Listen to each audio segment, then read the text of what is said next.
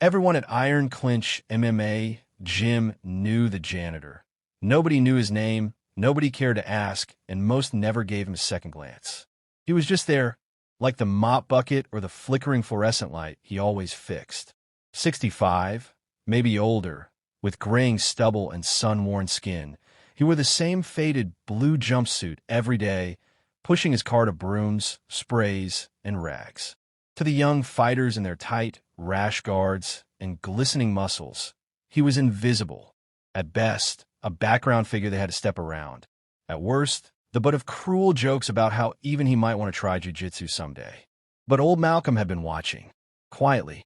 For years, he'd mop around the edge of the mat, eyes drifting from sweep to submission, pass to escape, soaking in the flow of combat like a sponge. No one knew that before his back had curved and his knees had grown stiff, he had once trained in the basements of New York, fought in smoky underground gyms, and taught grappling to troubled teens long before Brazilian jiu-jitsu became trendy. He'd walked away from it all when tragedy hit his family, burying a son lost to street violence and a wife to illness. He never spoke of it. He just cleaned. But greatness doesn't die. It hibernates. And sometimes life forces it back into the light. The moment came on a rainy Friday when the gym was unusually packed. Belt promotions, open mats, and visiting fighters.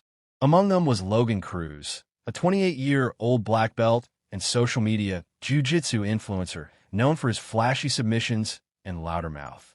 Cameras followed him everywhere. He barked instructions, flexed between rolls, and mocked anyone who moved slower than him. Weak sauce, he'd call them. His followers loved it. That day, he was especially fired up. After tapping out a brown belt in under a minute, Logan turned to the crowd and said, "Is that it? Come on, man.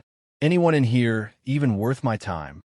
He looked around, smug, until his eyes landed on Malcolm, who happened to be wiping down the mat near the back wall. "Hey, janitor," Logan barked, pointing. "You look like you've seen a few fights back in the 1800s. Want to roll?" The gym burst into laughter. Some thought he was joking, but Logan walked over, stuck his finger in Malcolm's face, and said, "Come on, old man. Let's show the internet how legends die slow." People turned. Phones came out.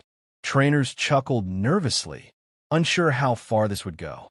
The head coach, Coach Ramirez, moved to step in until Malcolm gently raised a hand and said, "Let him talk. He don't know better." The room fell quiet. Malcolm stood up fully for the first time in years. No mop, no cart, just a quiet dignity in his stance. He looked Logan in the eyes and said, "All right then, let's roll." There was a murmur. A few laughed. One purple belt muttered, "This is going to be ugly." But Coach Ramirez said nothing. He knew something the others didn't. Years ago, he had seen Malcolm spar. Just once.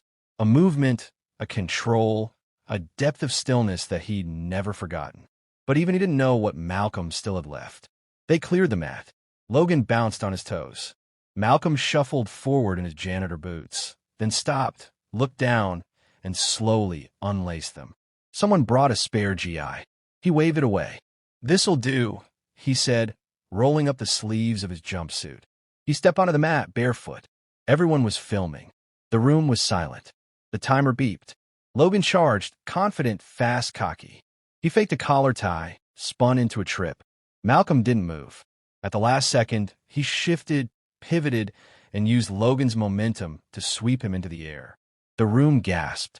Logan landed hard, but recovered fast. He shot for a leg.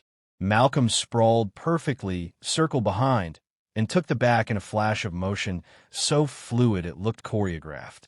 Within 14 seconds, Malcolm had a rear naked choke sunk deep. Logan's eyes went wide. His arms flailed. He tapped. 3 times. Fast. The room erupted. Silence first. Then shock. Then screams. The cameras didn't know what to focus on. Logan gasping, stunned, on the mat, or Malcolm standing quietly, dusting off his hands like he'd just fixed a leak. Logan sat up, embarrassed, angry, humiliated. "You got lucky," he muttered. Malcolm just looked at him, not smug, not smiling, just steady. "Son, luck don't live here. I cleaned this place too long to let dirt talk back." The crowd roared. Coach Ramirez stepped forward, face filled with pride. "Ladies and gentlemen," he said, "you've just witnessed a legend. Malcolm isn't our janitor. He's the man who taught my teacher's teacher." Head spun. A few older students stared in disbelief. The lineage chart on the wall suddenly made more sense. The initials M.T. etched in a corner under Master Delgado were no accident. The belt Coach Ramirez wore, the techniques he taught, they all traced back to Malcolm. The next day, the gym looked different. Not the walls, not the mats, but the people. Fighters came early, stayed late. They greeted Malcolm by name. "Sir, Coach, Professor Malcolm." He smiled, waved them off, said he was still just the janitor. But they knew better. New students asked him for tips. Pros asked to roll with him. Even Logan came back quietly a week later, shook his hand, and said, "Teach me that grip." Malcolm didn't gloat. He just nodded and said, "Clean up after yourself when you're done." The mop never left his hand, but now it was a symbol. Not of servitude, but of silent power. Of a man who never needed a belt or applause to be great. Weeks passed, and stories spread. Local news came. A few YouTubers featured the clip. "Old janitor submits black belt in 14 seconds. It trended. People asked if it was staged. Those were their knew better. They had seen the truth. That age doesn't dull skill, that respect must be earned, and that sometimes the wisest warrior is the one sweeping the floor while others talk big. Malcolm never changed. He still cleaned the same way, still whistled the same tune. But now, fighters paused to listen, to ask, to learn. And as the sun set behind IronClinch gym each night, its quietest hero would walk home, knowing that legacy doesn't shout. It simply shows up again and again until no one can ignore it anymore. So the next time someone calls you too old, too late, or too weak, remember Malcolm.